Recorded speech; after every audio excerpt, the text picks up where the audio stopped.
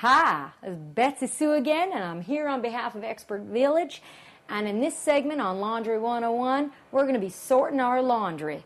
So if you look down onto this basket here, we got colors, we got whites, we got blacks, we got all sorts of colors in here, and darks and whites. So we're going to start sorting them out.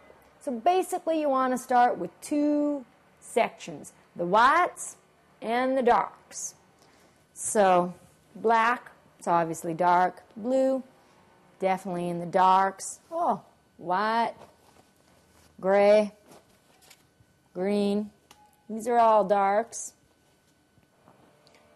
White sock. Some more socks. Some more underwear. Jimmy Joe Bob's underwear. Got some more darks. Lots of darks, not so much whites.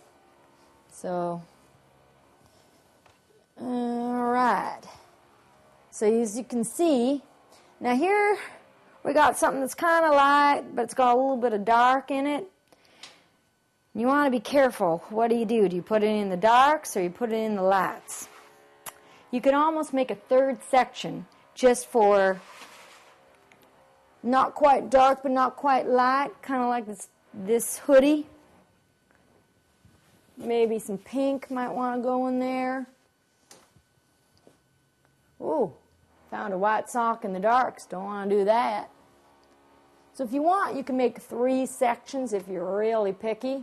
And you can have really dark darks, pastels or lighter colors, or a mix. If it's got white and some dark in it, you might want to put it in its own pile.